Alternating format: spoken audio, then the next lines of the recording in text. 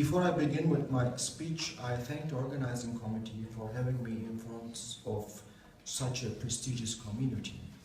I'm going to tell you the story, how I came to the idea of this blood stopper study, and of course present the preliminary results of this ANCAFACT blood stopper randomized clinical trial. I have no conflict of interest to state.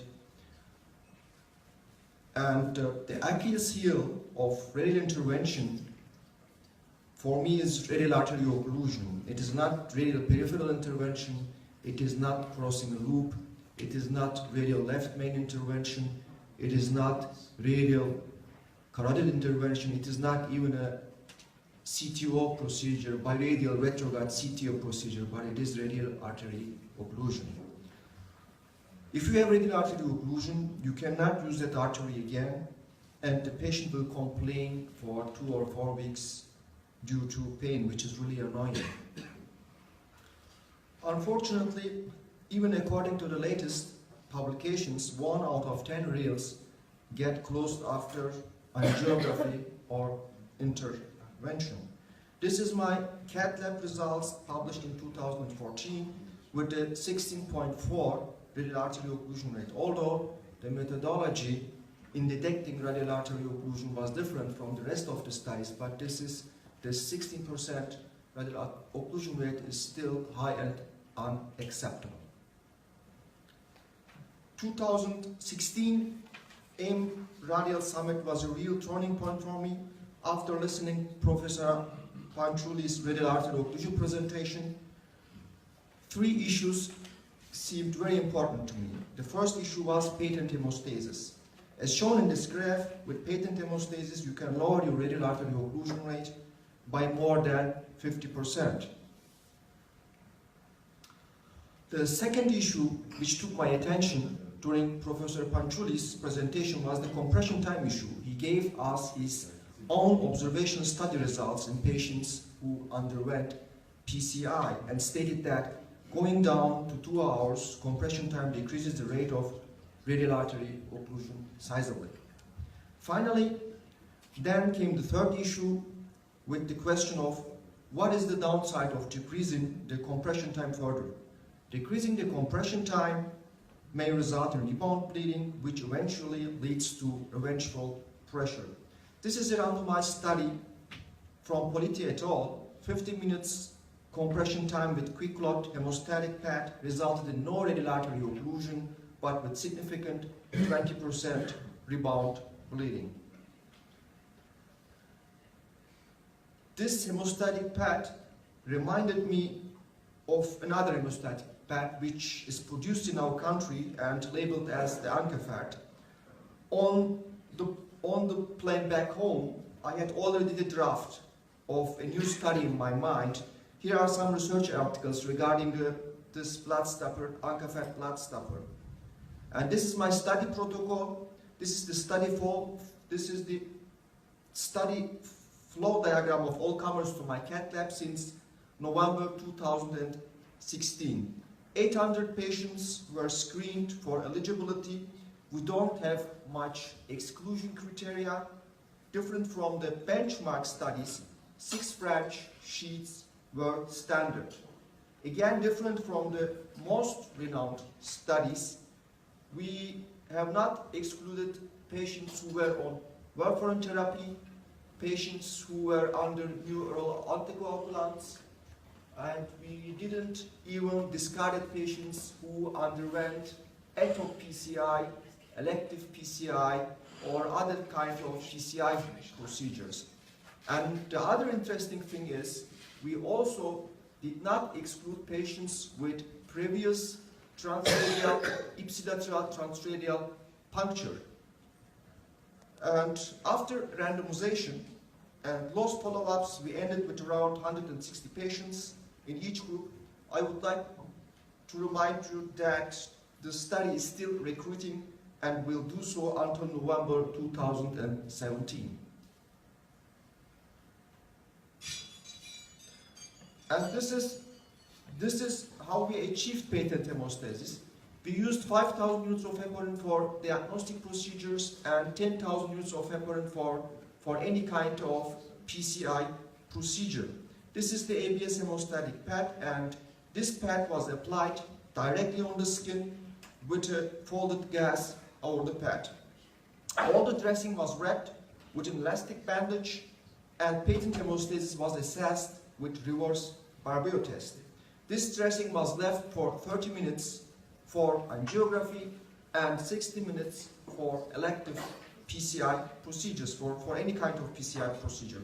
After this period, all the dressing was removed and the clean, thin dressing secured with tegaderm left in place as final dressing before it was removed at the next day visit. If there was bleeding at the first dressing removal, manual compression of the radial artery was adopted as the final strategy to stop the bleeding. However, careful attention was taken for the maintenance of patent hemostasis. And here is our group 2. This group underwent the same closure technique as group 1, but without the tested ABS pad. And here we have the group 3.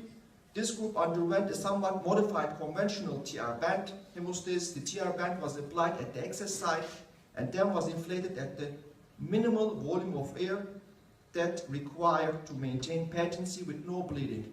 Here you can see in this patient it was enough to give 10 cc of air to stop the bleeding, and we checked for the maintenance of patent hemostasis, and we had patent hemostasis, and this was just enough for this patient. The outcome result of our TR band group, of this group, was very interesting. We know that there is around 5% radial artery occlusion rate in patent hemostasis, but there was only one patient in this group with radial artery occlusion, which resolved at 1 month. I had difficulty in explaining this very low radial artery occlusion rate. Then I came across the randomized CRESEC study published in 2017 in American Journal of Cardiology. This is a short compression study as ours with 10 cc volume of air used to inflate the TR band. They reached a 3% radial artery occlusion rate in CRESEC 1, 0.8 in CRESEC 2, 0.6 in CRESEC 3. And having read this article, we realized that our TR band volume average was 10.5 cc, which somewhat may explain our very low radial artery occlusion rate. And here are the results of our study. Taking into account baseline characteristics, there was no difference in terms of age, diabetes, gender, height, which have been linked to radial artery occlusion. And when it comes to clinical and procedural characteristics, there was no difference among groups, but pain after 24 hours and need for manual compression was different in the ABS group.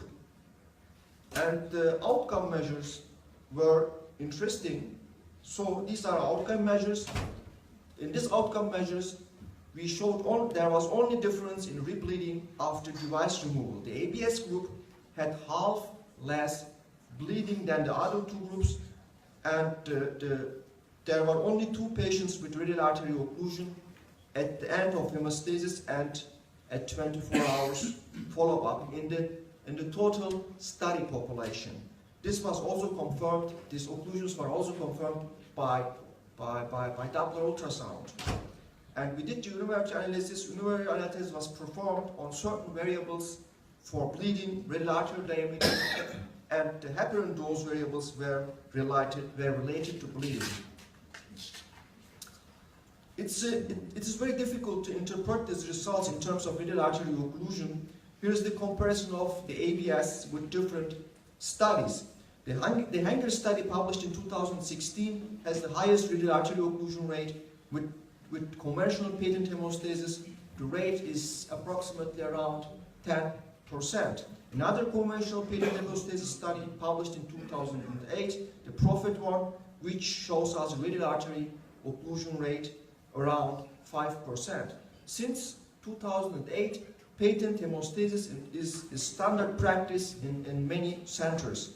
With Profit 2, published in 2016, we are now in an era in which simultaneous ulnar compression gains popularity.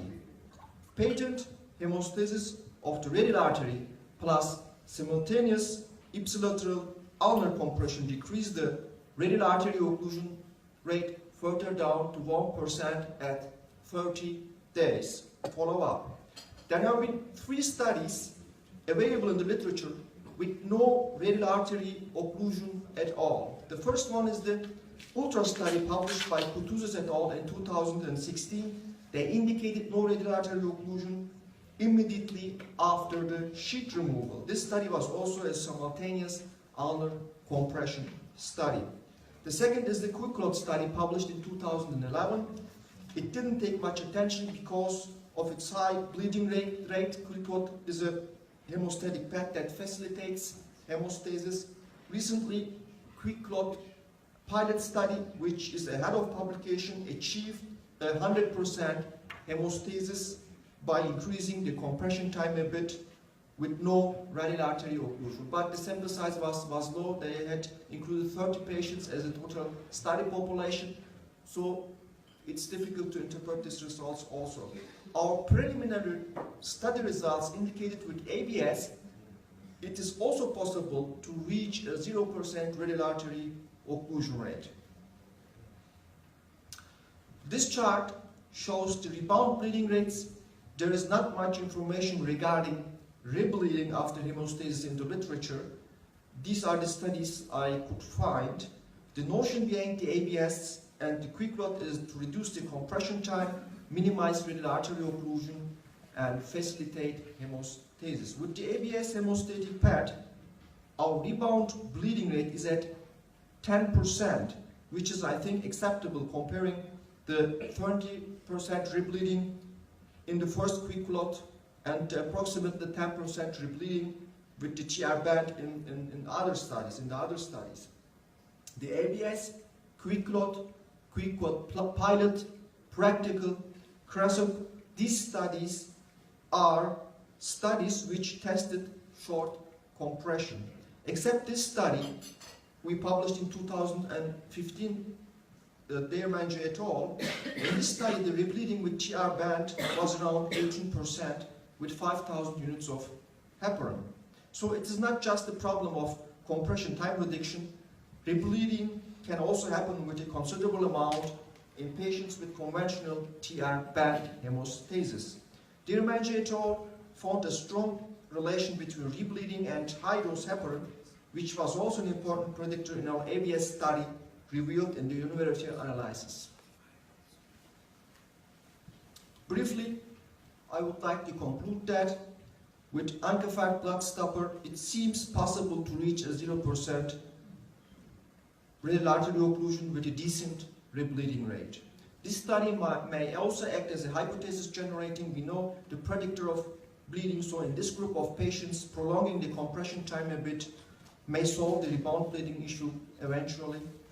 Finally, special thanks to my cath lab staff. Without their dedicated input, the ABS transradial study would not have been accomplished. Thank you for your attention.